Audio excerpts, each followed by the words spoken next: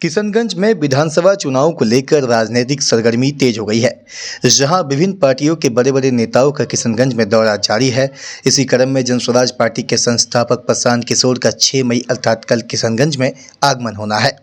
इसको लेकर नगर पंचायत पौवाखाली में तैयारियां जोरों पर है। इस संदर्भ में जानकारी देते हुए जिला मुख्य प्रवक्ता निहाल अख्तर ने बताया कि प्रशांत किशोर अपने जनस्वराज उद्घोष यात्रा के तहत किशनगंज आ रहे हैं, जिसकी तैयारियां लगभग पूरी हो चुकी है।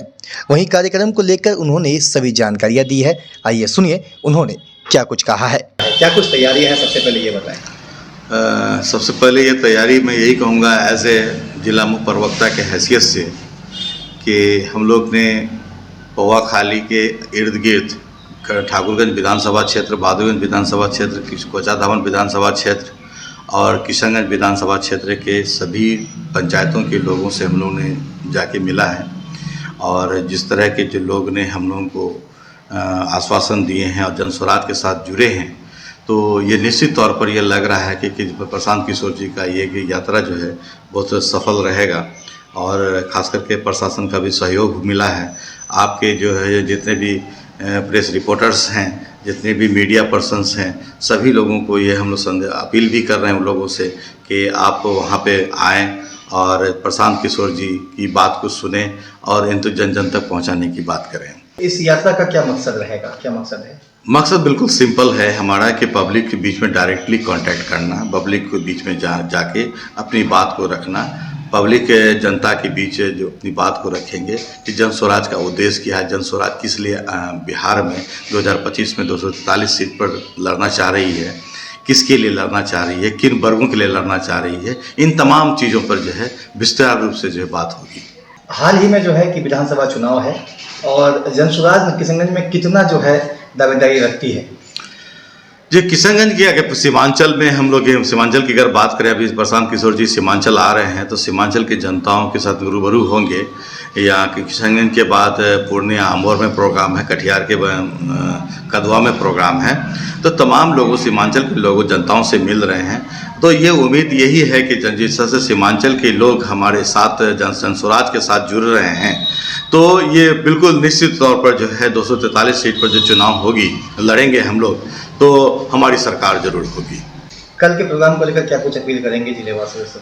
जिलेवासियों से कल के प्रोग्राम के लिए अपील मैं यही कहूँगा कि आप पौवाखाली हाई स्कूल ग्राउंड पे आएँ। 3 बजे से प्रोग्राम है। प्रशांत किशोर जी आ रहे हैं। प्रशांत किशोर जी के साथ आपका एक संपर्क होगा, जनसंवाद करेंगे, आपकी बात को भी सुनेंगे और उनकी बात को सुने आप और लाभ उठाएं।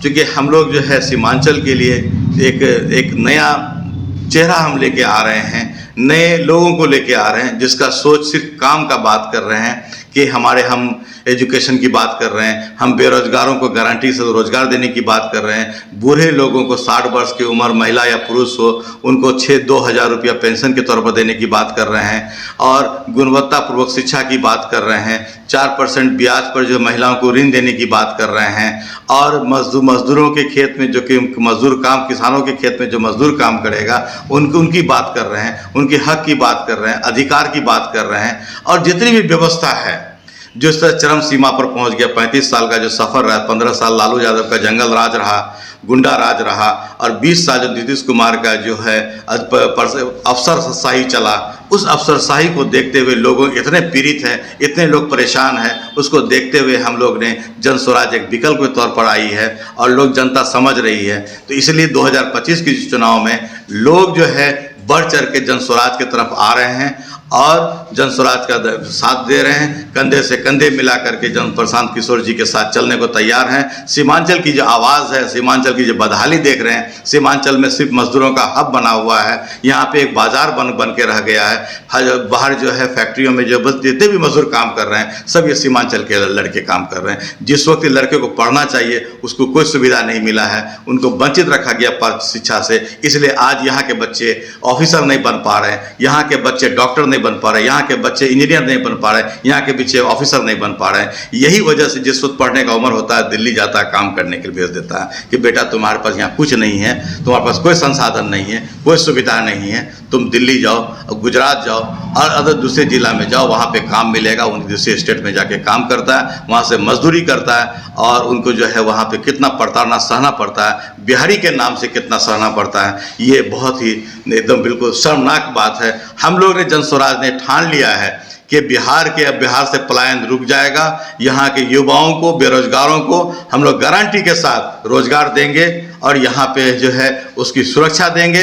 सभी लोग जो है खुशहाल की ज़िंदगी गुजारेंगे। यही सीमांचल के लोगों को मैं कहना चाहता हूँ। आइए, जन स्वराज में साथ साथ रहिए, साथ आइए और प्रशांत किशोर जी के भाषण को सुने, उससे फ़ायदा मिले।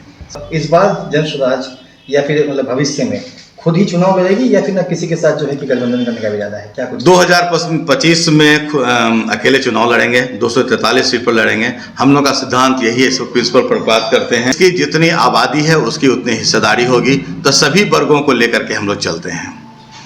तो इसलिए हम निश्चित तौर पर जो है हम लोग यही ठान लिए हैं, ये इरादा बना चुके हैं, इसमें कोई अगर मगर नहीं है। 243 सीट में हम लोग अकेले चुनाव लड़ने जा रहे हैं। क्या शुभ नाम आपका? मेरा नाम मोहम्मद निहाल अख्तर, जिला मुख्य प्रवक्ता हूँ, जन स्वराज किशनगंज।